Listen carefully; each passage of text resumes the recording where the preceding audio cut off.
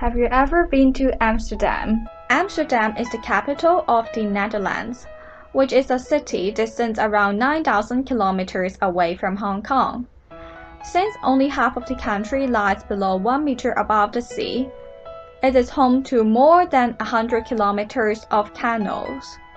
This explains why Amsterdam, originated as a small fishing village in the 12th century, became the most important port in the world during the Dutch Golden Age. However, because of the shortage of land, canal houses and floating houses are uniquely designed to cope with the special feature of the landscape. You may join a local canal tour and enjoy the picturesque scenery along the canal. Besides, you may spot historical apartments of Amsterdam school style and windmills during your journey. On the other hand, Nemo Center and the iFilm Institute are structures representing the modern architectural developments in Amsterdam. Can you imagine what is in the canal houses? If you have a chance to live in it, you will be amazed by its design and structure. Because of the dense population and shortage of land in Amsterdam, canal houses are generally in a narrow structure. Surprisingly, being a type of canal house, the world's narrowest house is situated in Amsterdam. It is located at single 7, with 1 meter in width. In fact, this is a house only with the world's narrowest facade. But on the other side, it extends and it's much wider than the back door. A canal house normally consists of a basement, a loft and attic where trade goods and furniture could be stored. Since they are narrow in width, pulleys and hooks are installed. In the past, people used them to move and transport valuable trading goods to the loft and attic, such as spices, cotton, and cocoa. Nowadays, houses are no longer used for storing trading goods and products, so pulleys are often used for moving furniture instead. There is also a back garden behind the canal houses, which shows the financial power and social status of the house owner. The design in the back garden reflects one's fashion sense and personality. Therefore, mostly the owners are willing to make efforts in designing their backyard. As the age of the city is below the sea level, when the technology for preventing flood was not advanced and well developed in the past, flooding was a serious problem to citizens. Therefore, the front door of canal houses is usually higher up and only reachable by stairs, with the main story lying about 1 to 1.5 meters above the street level. The second architecture that I would like to introduce is the Nemo Center. Do you know who was the designer of this green architecture? It was designed by Renzo Piano in 1997 and was built in 1923. The striking copper green architecture appears to be a building arising above the water. Since flexible and malleable materials are required for constructing the outer wall of Nemo Center, copper was chosen and it successfully presents the curved streamline of the architecture. Its roof terrace was a signature design of Renzo Piano's work. It provides an elevated platform for visitors to enjoy the stunning top view of Amsterdam, which Piano described as the missing element of the city. Nowadays, Nemo Center is the largest science museum in the Netherlands, attracting more than 500,000 visitors annually. The building contains 5 floors of science exhibition, and visitors can try on science practicals and experiments, gaining unforgettable hands-on experiences in Nemo. The iFilm Institute was officially opened in 2012 and was designed by delugan architects who specializes in architectures that appear to be in motion. Deriving from the concept of film, delugan transformed the illusion of light, space, and movement into an actual building through projection. Situated adjacent to the IJ River, the aerodynamic structure of I Film Institute stands out along the shore. The Film Institute operates as a museum which preserves and showcases both Dutch and foreign films screened in the Netherlands. There are more than 37,000 film collections, with the earliest film dated back in 1895 in Netherlands.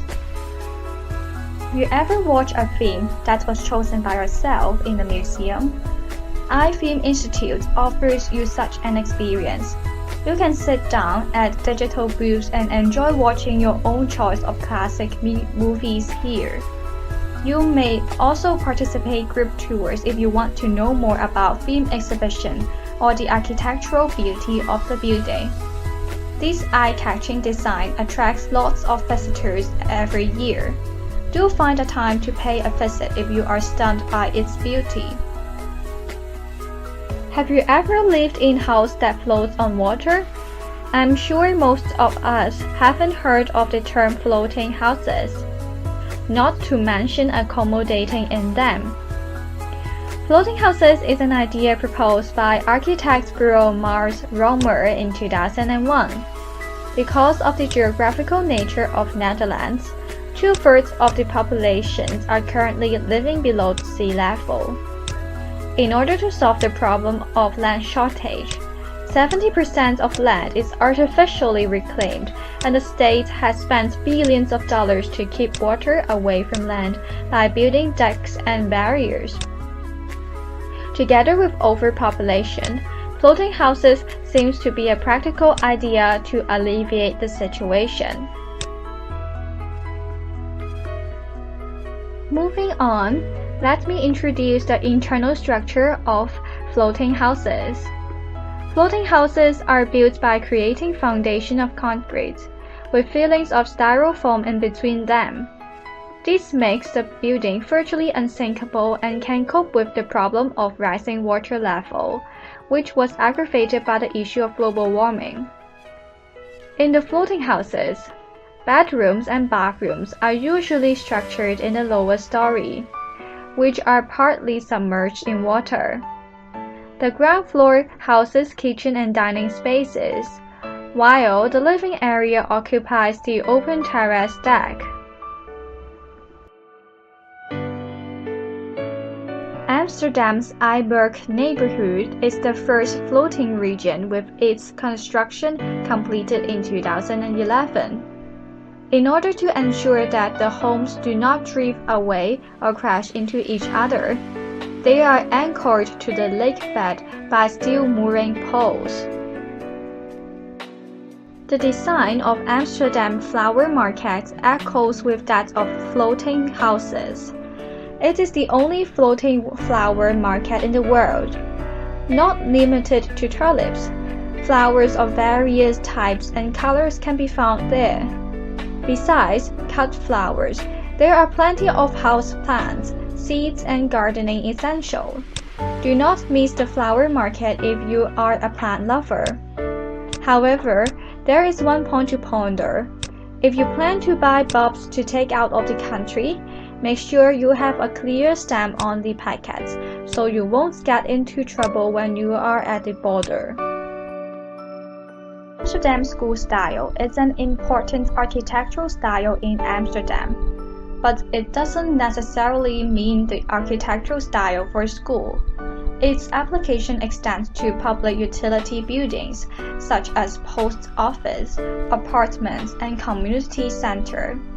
In the first half of the 20th century, because of the low housing cost principle for the working class, most of the buildings in the city were constructed in this distinctive Amsterdam school style.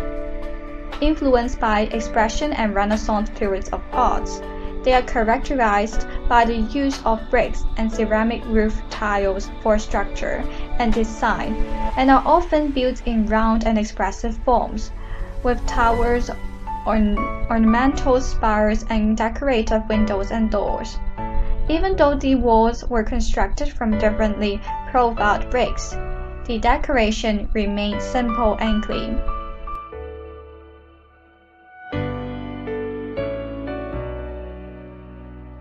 One of the most important architects of Amsterdam school style was Michael Clegg, who designed a signature apartment block called H-shape. This expressionist building is located at Amsterdam. Today, the former post office of H-shape functions as a museum of Amsterdam school style of architecture. It shows multi-language exhibition of the history and details about architectures of this unique style. It deserves you to pay a visit if you are an architecture lover. What pops up from your mind when Amsterdam is mentioned? Apart from clocks, cheese, and turnips, windmills must be one of those. Fortunately, being maintained by a group of enthusiasts, a collection of well-preserved historic windmills along the shore is located in SemA. There are a total of 5 windmills there, namely Het Jonge Schap, which means the younger sheep, the Zoeker, which means the seeker, the cat, the Grand Polenberg, and the houseman. SemA is one of the most popular tourist attractions in Holland. It attracts more than 800,000 tourists annually.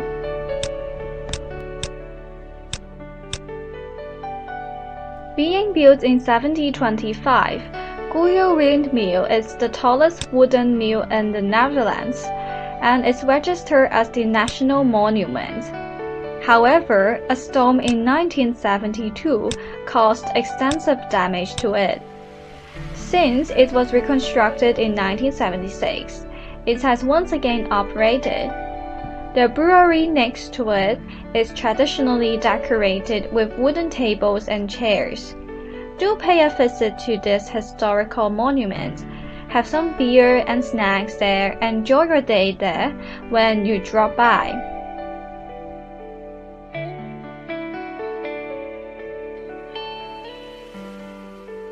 I heard that there is a festival that is very similar to Christmas, right? Yes. One traditional festival in Amsterdam is called the Sinterklaas. Sinterklaas is also known as the person called St. Nicholas. So why do people celebrate this festival? This festival is celebrated to welcome his arrival. St. Nicholas had close ties with Amsterdam since 343 AD. In the middle of October, St. Nicholas left Spain on a steamboat and went to Amsterdam a month later. From then, people celebrated the arrival of St. Nicholas every year.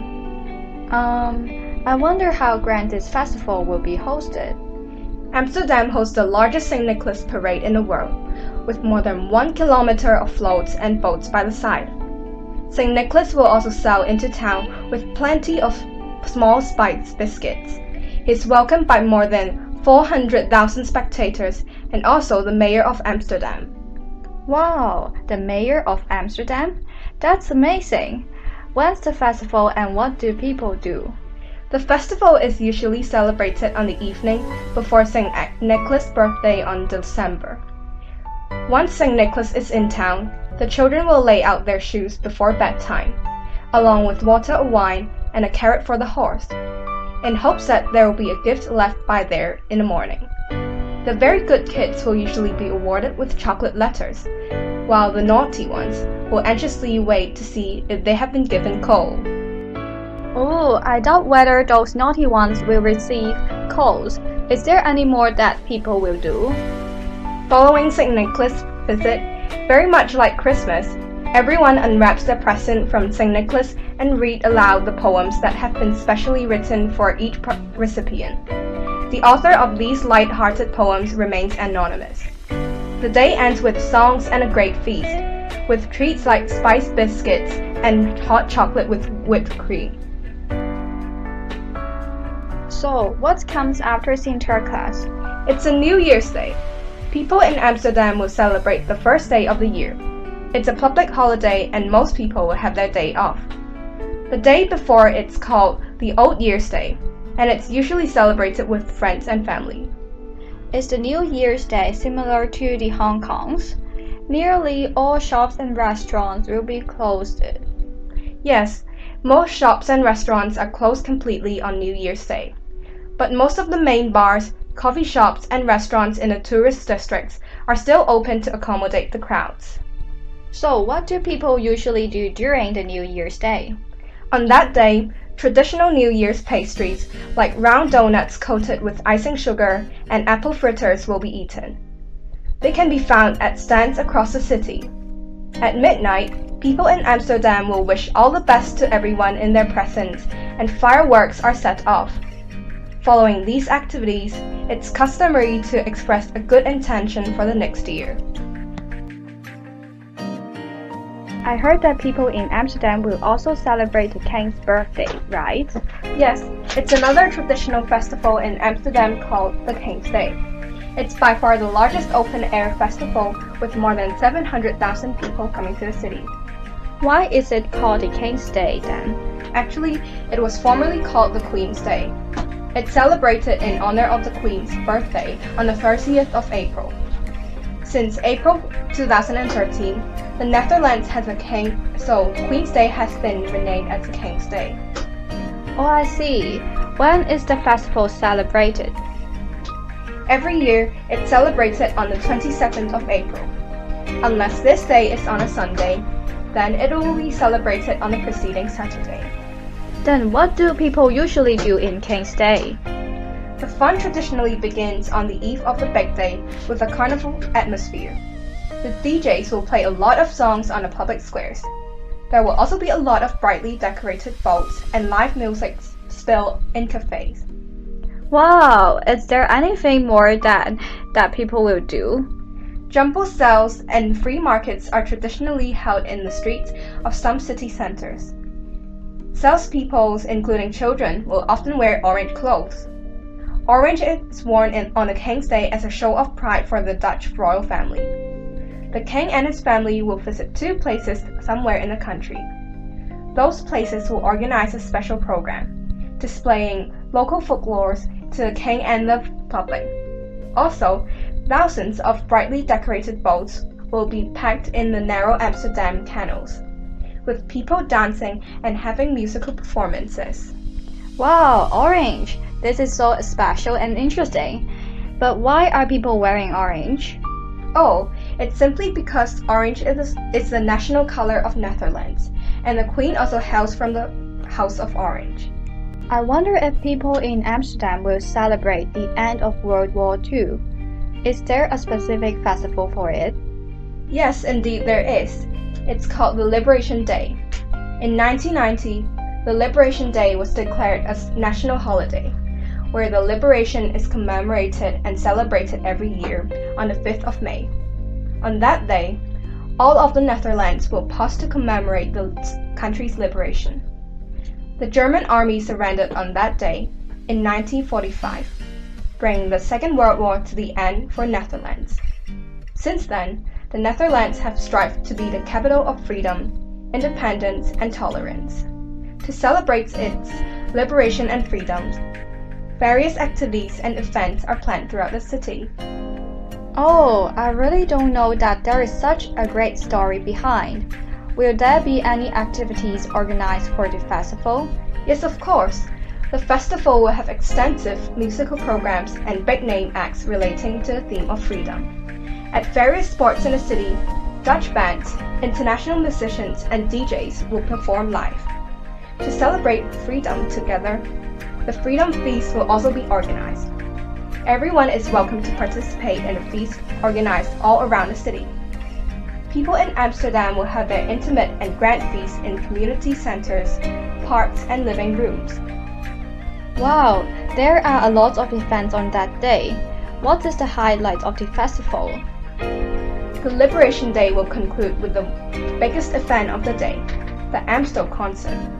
Starting at 9 in the evening, artists from diverse musical genres will perform on an enormous floating podium. The concert will also be attended by the King and Queen, as well as all volunteers. Is there any interesting and unique festival in Amsterdam? Yes, of course. Amsterdam Light Festival is the annual festival in Amsterdam. Wow, light festival! I have never heard of a light-related festival. What is the purpose of it? The festival aims to bring light art and light artists to a broader audience by presenting light art in a relatively approachable setting in the public sphere. Wow, this is indeed quite special. Yes, artists, architects, and designers from all over the world will bring their light artworks and installations alive during the festival every winter. Every year, around 1,800 artists from 93 countries will participate in the festival. 500 submissions from artists will also be handed in. The artworks are placed along two routes, the boat route and the walking route.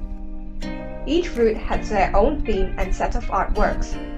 For the boat route, big monumental objects will be displayed to offer the public a chance to experience the art from a water perspective.